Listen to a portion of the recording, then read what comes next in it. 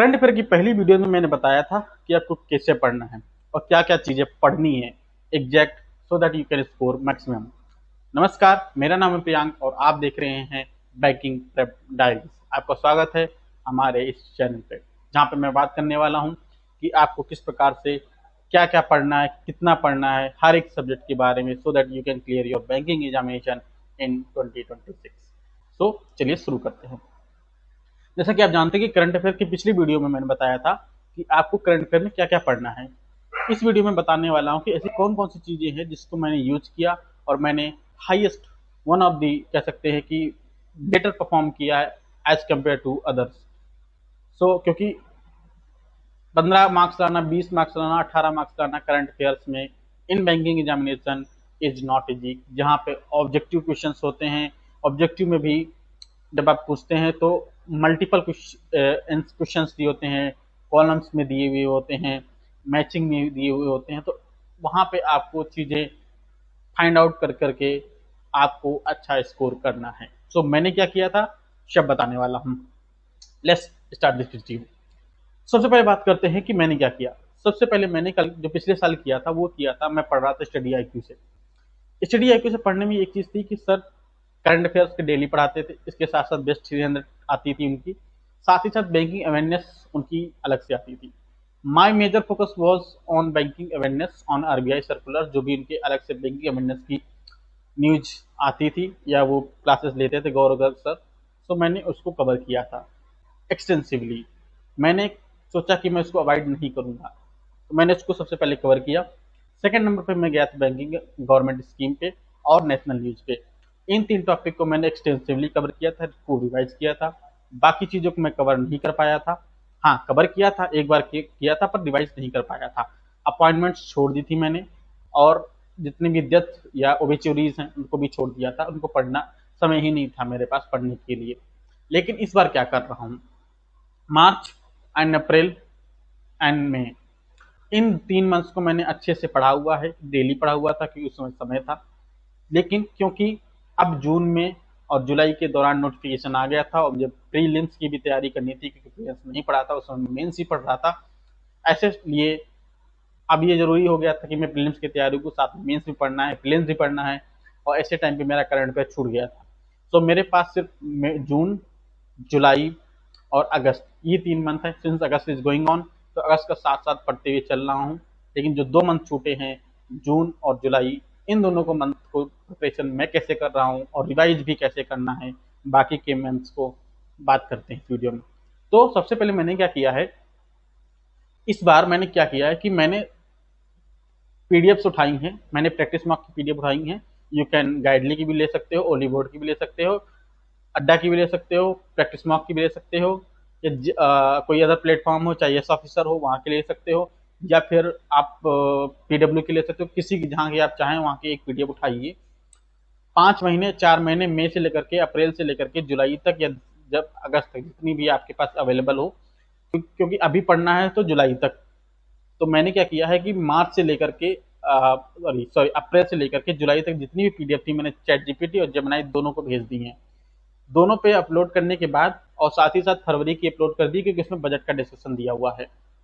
तो दोनों को अपलोड करने के बाद मैंने चैट जीपीटी को प्रॉम्प्ट दे दिया है, जेमिनी को प्रॉम्प्ट दे दिया है कि भाई इसका जितनी भी मैंने पीडीएफ यूज की हैं आपको दी हैं, सारी पीडीएफ को पढ़िए, सारे डेटा को याद कीजिए, एंड देन जितनी इंफॉर्मेशन मैं मांगता जाऊं, जो चीज आपसे मांगता जाऊं, आप स्ट्रक्चर्ड वे में एक्सप्लेन करते हुए विथ एग्जाम्पल सारी चीज को समझाते हुए मुझे बताइए, और इस फॉर्मेट में बताइए कि हमें क्या कवर करना है, क्या कवर नहीं करना है, कौन सी न्यूज हमारे लिए इंपॉर्टेंट है, कौन सी न्यूज हमारे लिए इंपॉर्टेंट नहीं है। इस फॉर्मेट में रखिए, चीजों को एग्जाम्पल से समझाइए। अगर कोई आरबीआई सर्कुलर आया हुआ है और उस सर्कुलर में क्या चीजें हैं क्या नहीं है, इस चीज को भी अच्छे से एक्सप्लेन कीजिए, और वो चीज एक्सप्लेन कर रही है। ऐसा मैं इसलिए कर रहा हूँ क्योंकि मेरे पास 20 दिन का समय है, क्योंकि मुझे आईबीपीएस क्लर्क भी पढ़ना, आईबीपीएस पीओ क्लर्क भी, प्रीलिम्स भी पढ़ना है, तो मेंस भी पढ़ना है। तो ऐसे लिए मेरे पास समय नहीं है, क्योंकि मुझे बाकी सब्जेक्ट्स का भी ध्यान रखना है, क्योंकि इंग्लिश का वेटेज कम हो गया, तो मुझे ऑब्वियस सी बात है क्वांट एंड रीजनिंग में भी एक highest, one of the highest number score करने पड़ेंगे, so that I can score and get in rank क्योंकि आप सब जानते हैं और तो सब जानते हैं कि सिलेक्शन सिर्फ कट ऑफ पार करने से नहीं होता है, आपको एक एज भी हासिल करनी होती है to get selected in banking examination.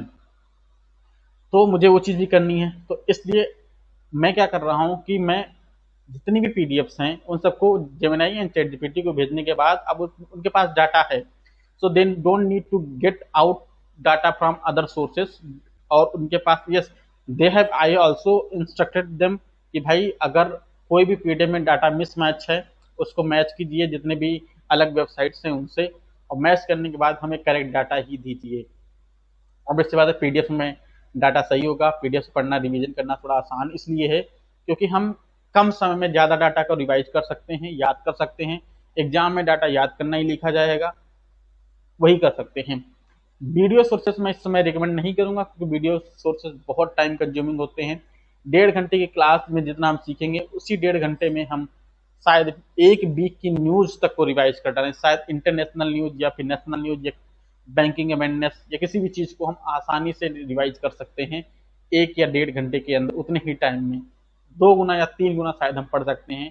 तो क्योंकि हमको रिवीजन भी करना है, एक बार की न्यूज नहीं याद होती हुई है, तो ऐसे टाइम पे हमको मुझे यही बेस्ट अप्रोच लगती है और चीजें समझ में भी आती हैं।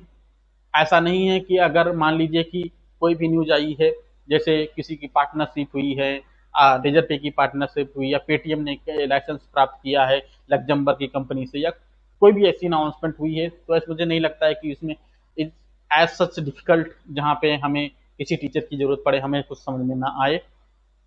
भी मेजर लॉन्चेस ही हैं, मेजर एमयूज ही हैं। एमयूज किस लिए होते हैं वो मेनली एक्सप्लेन कर दिया जाता है, तो वो चीज़ें पता है कि हाँ एजुकेशन को बढ़ाने के लिए किया जा रहा है या फिर पेमेंट फैसिलिटीज को बढ़ाने के लिए किया जा रहा है, पेमेंट को स्मूथ करने के लिए किया जा रहा है, ये बैंकिंग फैसिलिटी को बढ़ाने के लिए, क्रेडिट कार्ड को बढ़ाने के लिए, वुमेन्स को पार्टिसिपेशन के लिए कीजिए, किसान की ग्रोथ के लिए की जा रही हैं या फिर इस तरीके की इन्वेस्टमेंट की जा रही है। तो यही न्यूज़ हमको पढ़नी होती हैं और पता है कि क्या समझ में आ रहा है। हाँ, कई सारी चीज़ें होती हैं जो हमको नहीं समझ में आती हैं। फॉर एग्जाम्पल इसके बारे में बात कर लेते हैं।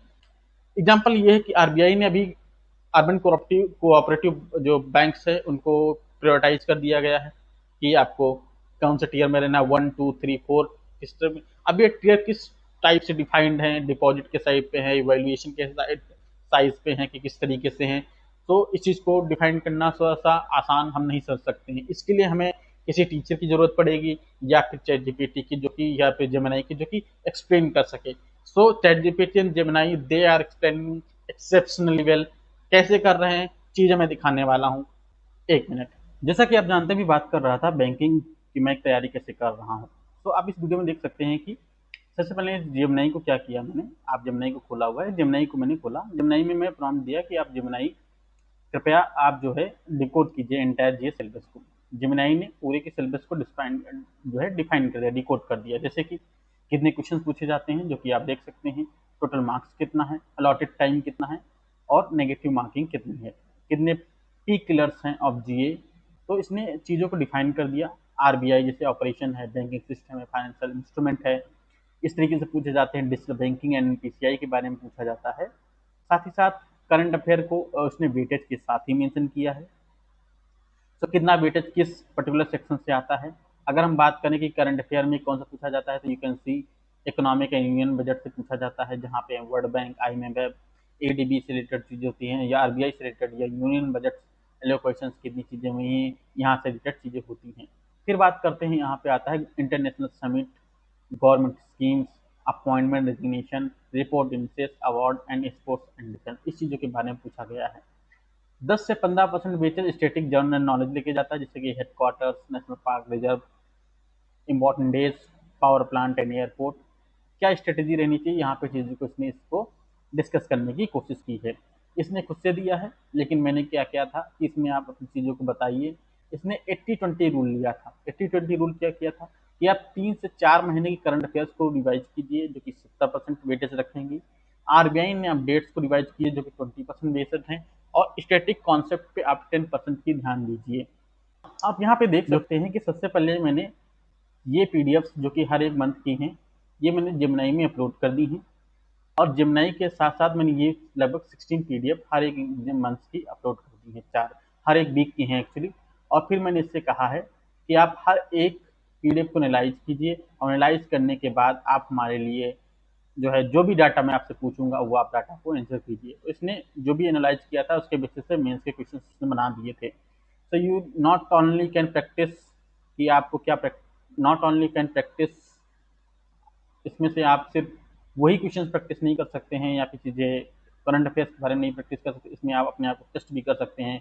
क्वेश्चंस भी जेमिनी आपके लिए बना के दे सकता है, जो कि ये क्वेश्चंस आप देख सकते हैं क्वेश्चन यहाँ पे बनाया है। इसमें ऑब्जेक्टिव बेस्ड भी क्वेश्चंस हैं, कौन सा इनकरेक्ट है कौन सा करेक्ट है ये भी चीज़ें इसमें दी गई हैं। स्टेटमेंट बेस्ड क्वेश्चन भी इसमें पूछा गया है, इसने पूछा है अपनी तरफ से बना करके दिया है। तो इस तरीके से क्वेश्चंस बनाए जा सकते हैं, आप जेमिनी की हेल्प लेकर के क्वेश्चंस को जो है बना कर सकते हैं। नाउ अगर आप देखेंगे सो इसने कहा कि चीजें हमारे पास हैं। नाउ ये चीज मैंने पूछ ली कि क्या आपके पास एक्सेस है, can you read can extract, इसने कहा हाँ एक्सट्रैक्ट कर सकते हैं। फिर मैंने क्या कहा इससे कि please all related to government scheme, आप यहाँ देख सकते हैं कि based on the all PDF shared please extract all the news related to the government scheme, scan and write down the specific fact, जो भी स्पेसिफिक है। तो सबसे पहले इसने किया जुलाई 2026 में, जुलाई 2026 में जो भी न्यूज आई थी, लाइक भव्या आई भारत औद्योगिक विकास योजना रसायन स्कीम, इसने पूरी स्कीम को यहाँ से यहाँ तक डिकोड कर दिया है। अगर आप देखेंगे कि यहाँ पे कितनी असिस्टेंट दी जा रही है, टेनोर क्या है, मेन चीजें, बजट टारगेट क्या है, या कौन सी मिनिस्ट्री इसको हेल्ड कर रही है, ये चीजों को दी गई है, और रिक्वायरमेंट क्या है। आत्मनिर्भर पंचायत प्रोग्राम को और समर्थ पंचायत पोर्टल, ये जो भी चीज लॉन्च की गई थी इस चीज को यहाँ डिफाइन कर दिया गया है। हमें इतना ही पढ़ने की जरूरत है, हमें इससे ज्यादा पढ़ने की जरूरत नहीं है और पूछेगा भी नहीं इससे ज्यादा। मोबाइल फोन मैन्युफैक्चरिंग, अगर आप ये कहेंगे कि भाई कौन सी चीजें जरूरत है कौन सी चीजें नहीं जरूरत है, उस चीज को भी यहाँ पे ये डिफाइन कर दे रहा है। परिवर्तन स्कीम, पीएम सेतु एक्सपेंशन स्कीम, आगे इस चीज को पीएम कृषि सिंचाई योजना, ये सारी चीजों को यहाँ पे डिफाइन कर दे रहा है। This R 2.2 designing innovation solution for holistic access to India to justice, जो भी रिपोर्ट आई है या फिर आउटले है, बजट है, इस चीज को यहाँ पे इसने जो है कर दिया गया है। तो आप यहाँ से आसानी से नोट्स बना सकते हैं कि कौन सी चीज़ें इंक्लूड करनी कौन सी चीज़ें इंक्लूड नहीं करनी है। आप ये देख सकते हैं कि Swasth Bharat portal digital health stack बनाया गया, जिसमें हम चीज़ें हैं कौन सी चीज़ें नहीं है, क्या डिस्क्रिप्शन है चीज़ों के बारे में यहाँ पे डिस्कस किया गया है। साथ ही साथ बात करते हैं कि चलिए ये तो गवर्नमेंट स्कीम के बारे में हो गया। अगर मैं सबसे नीचे बात जाऊँ तो वहाँ पे आप देखेंगे कि हमने इससे कहा कि कृपया आप एफएसआर रिपोर्ट को जो है बताइए कि एफएसआर रिपोर्ट क्या है। तो इसने देखिए ये लिखा है कि I just want to analyze the RBI FSR report. FSR report क्या होती है? फाइनेंशियल स्टेबिलिटी रिपोर्ट होती है, जो बैंक के स्टेबिलिटी के बारे में, जो पब्लिक सेक्टर बैंक हैं या फिर प्राइवेट सेक्टर बैंक हैं, उनके बारे में जो एक इंफॉर्मेशन देती है कि किस प्रकार से इनकी क्या चीज़ें हैं, क्या ये वनरेबल हैं क्या नहीं है, या फिर आने वाली चीज़ों को ये झेल सकते हैं कि नहीं। तो आप देख सकते हैं कि इसने एक्सटेंसिव ओवरव्यू चीज़ों को एक 4 से 5 लाइनें बताने की कोशिश की है कि भाई हमारा फाइनेंशियल सेक्टर बूस्ट कर रहा है मल्टी डेकेडल बेस्ट को, मतलब 20 सालों के अंदर, जब से 2005 से दी जा रही है ये रिपोर्ट, 2005 से लेकर के अभी तक लगभग 20 साल होंगे, तो दो मल्टी डेकेड में जो है बहुत ही कैपिटल बेफर रहा है, स्ट्रेंथ हुआ है। बैंक जो है 5 एमर्जिंग स्ट्रक्चरल प्रेशर को झेला है, ठीक है, उसको दूर किया है और झेल रहे हैं, जैसे कि जो कि इम्पैक्ट करती थी प्रॉफिटेबिलिटी को, क्रेडिट क्वालिटी को, ऑपरेशनल रिस्क को, ये सब चीज़ें थी। कोर हेल्थ इंडिकेटर जैसे होते हैं कॉमर्शियल बैंक के लिए, जैसे कि एनपीए और ग्रॉस एनपीए होता है, नेट एनपीए होता है, माइक्रो स्ट्रेस टेस्ट प्रोजेक्शंस जो होती हैं, कैपिटल बेफर होता है, क्रेडिट ग्रोथ होती है, ये सारी चीज़ें होती हैं हमारी कॉमर्शियल बैंक से, जो कोर हेल्थ इंडिकेटर को दिखाती हैं कि बैंक की हेल्थ कैसी है। सारी चीज़ों को डिसाइड किया गया है, दिया गया यहाँ पे डेटा के साथ दिया गया है। अगर हम बात करते हैं नॉन बैंकिंग फाइनेंशियल कंपनीज के बारे में भी दिया गया है। दूसरे पार्ट में इसने एनालाइज किया कि कौन कौन से वल्नरेबिलिटीज हैं। तो अगर आप देखेंगे आरबीआई ने, यहाँ पे आप देखेंगे कि आरबीआई ने प्ले किया है एआई को एक ऑपरेशनल रिस्क के बारे में, इस चीज़ को इसने कवर कर दिया है। सो कई बार क्या होता है, कई टीचर्स भूल जाते हैं, लेकिन ये रिपोर्ट को एक्सटेंसिवली रीड करती है। एआई की सबसे अच्छी खासियत यही है कि चीज़ों को अच्छे से रीड करती है और बताती है कि कौन सी चीज़ें हैं जो हमारे लिए इंपॉर्टेंट है, कौन सी चीज़ें नहीं है। ऑब्वियस बात है, टीचर्स आल्सो डूइंग एआई का ही यूज करके वो चीज़ों को फाइंड कर रहे हैं और इन्फॉर्मेशन को बना रहे हैं।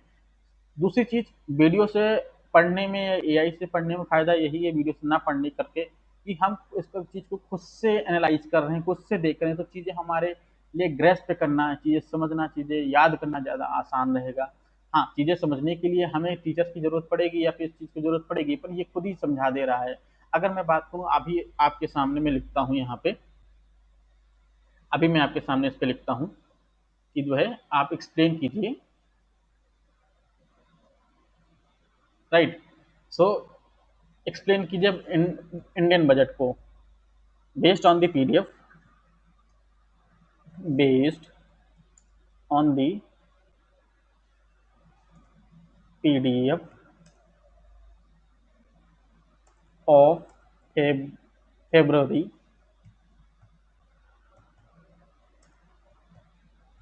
explain the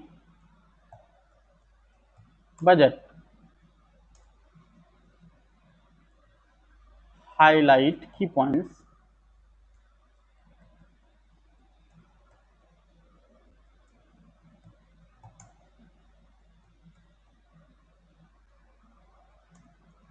government scheme mentioned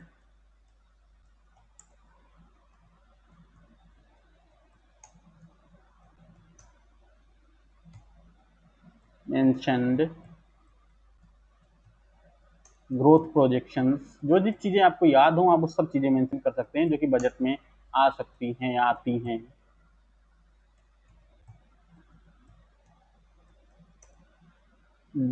budget deficit target,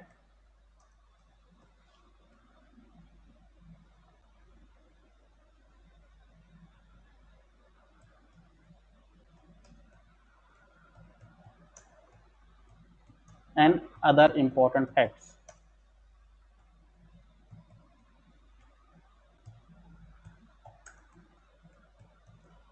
तो इस पहले को मत जाइएगा, आप इस चीज़ को यहाँ पे भेज दीजिए। एआई इस चीज़ को एनालाइज करेगा और आपके सामने विद इन सेकेंड आपको सारी इंफॉर्मेशन दे देगा। सो आप इसका यूज करके एक बेहतरीन फॉर्म में आप अपने लिए कंटेंट को जनरेट कर सकते हैं, चीज़ें समझ सकते हैं जो कि आपके सामने ये चीज़ अभी बताएगा। सो थोड़ी सेकंड के लिए वेट करते हैं और देखते हैं क्या रिजल्ट आता है। Now, as you see, the in the based on the my prompt and analyzing the monthly current affair PDF February, right? So Gemini has created these news. The vision and guiding framework. So this budget was based on the vision and guiding framework was three kartabya. The kartabya number one and kartabya number two and kartabya number three. Kartabya number one talks about the acceleration and sustained economic growth. Kartabya number two was fulfilling the aspirations of people and build their capacity, making them a strong partners in India's growth. And third was the align with Sabka Saath and Sabka Vikas to ensure family, community and region.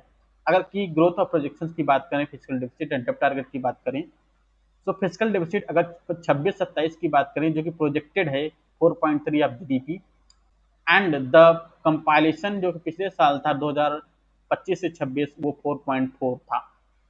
Central government डेप्ट की बात करें तो 55.6% of GDP थे, जो कि down from 56.1% जो कि पिछले साल था, उससे पहले मतलब दो financial year 2025 and this was the financial year 2026 जो लॉन्च किया गया था।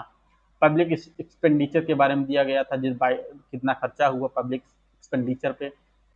अगर यहाँ पे देख सकते हैं कि सर्विस ग्रोथ कितनी होने वाली है, जैसे प्रोजेक्टेड है ये सारी हेडलाइन सी पे, इन्फ्लेशन कितना होने वाला है, कितना था अप्रैल से दिसंबर के बीच में। अगर हम बात करते हैं 16 फाइनेंस कमीशन की, तो ये कितना ग्रांट है, 1.4 लाख करोड़ की ग्रांट है। फ्रंटियर स्ट्रेटेजिक मैन्युफैक्चरिंग, ये कुछ इनिशिएटिव्स हैं जैसे biopharma Shakti, electronics component manufacturing scheme ECMS, container manufacturing scheme, chemical park, rare earth corridor, chemical park के तहत भव्य स्कीम देखने को मिलती है हमको। रेजुनेटिंग लेगेसी क्लस्टर्स के बारे में देखने को मिलता है, एमएसएमई और माइक्रो एंटरप्राइजेस के लिए जो कि ग्रोथ प्रोजेक्शंस हैं, कितनी चीज़ें दी गई हैं, क्या नहीं दिया गया। सेल्फ रिलायंट इंडिया फंड है, यहाँ पे 2000 करोड़ का जो है लोकेशन किया गया है माइक्रो एंटरप्राइजेस के लिए, ताकि उसको जो लोन रिस्क होता है उसको झेला जा सके। इंफ्रास्ट्रक्चर एंड ट्रांसपोर्ट एनर्जी के बारे में भी यहाँ पे डिस्क्रिप्शन है। So you can access this information easily. तो आप देखें पूरे डिटेल में, मतलब जो जो चीज़ ज़रूरत थी उस सब चीज़ों को यहाँ पे एक्सप्लेन कर दिया गया है। जो जो चीज़ ज़रूरत थी उस सब चीज़ों को यहाँ पे एक्सप्लेन कर दिया गया है जेमिनी के द्वारा। Human capacity, health, Ayush mission, ये सब चीज़ों को यहाँ एक्सप्लेन कर दिया गया है। तो आप यहाँ से डेटा को पढ़ सकते हैं, समझ सकते हैं। अगर हम इसमें से अगर हम इसमें से देखें, अगर हम उसको जेमिनी को प्रॉम्प्ट दे के filter out the important data from this, right.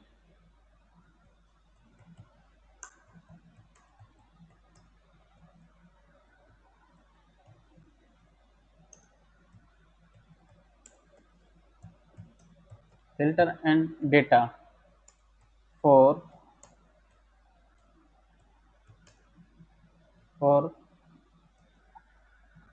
SBI PO, right? For SBI PO। सो आप देख सकते हैं इस पूरी न्यूज को ये फिल्टर आउट करके भी दे देगा। नाउ इफ यू सी, इसने चीज़ों को फिल्टर आउट किया जो कि मस्ट रिमेंबर फैक्ट शीट है SBI PO मेंस के लिए। और इम्पॉर्टेंट चीज़ें जो हैं, के इंडिकेटर्स हैं, जो भी चीज़ें हैं इसने इसको मेंशन कर दिया गया है कि जो भी चीज़ें लॉन्च की गई या थी, राइट। सो हम इन चीज़ों का यूज करके आसानी से बैंकिंग के प्रिपरेशन कर सकते हैं और जल्दी कर सकते हैं, क्योंकि ये सिर्फ मेन चीज़ों को ही हाईलाइट करेगा। सो अगर हमको क्या पढ़ना है, कैसे पढ़ना है, कितना पढ़ना है, क्या नहीं पढ़ना है, इस सारी चीज़ों के बारे में हम यहाँ से आसानी से इसको पढ़ सकते हैं, समझ सकते हैं। जितनी भी गवर्नमेंट स्कीम है या बैंकिंग न्यूज़ है, ठीक है, उस चीज़ को यहाँ से आसानी से समझा जा सकता है। अगर मैंने आपको बता दिया है कि आपको किस प्रकार से बैंकिंग न्यूज के बारे में पढ़ना है, बैंकिंग चीज़ों को ध्यान रखना है, पढ़ते हुए समझना है, जेमिनी का यूज कैसे करना है आपकी स्टडी में, so that you can recall faster, read faster, और आप नोट्स बना सके आसानी से कॉम्प्रिहेंसिव वे में। आपको किसी टीचर की जरूरत ही नहीं पड़े, so that you can score in less time. आप अच्छे से अपनी चीज़ों को कवर कर सकें, इंपॉर्टेंट चीज़ों को याद कर सकें।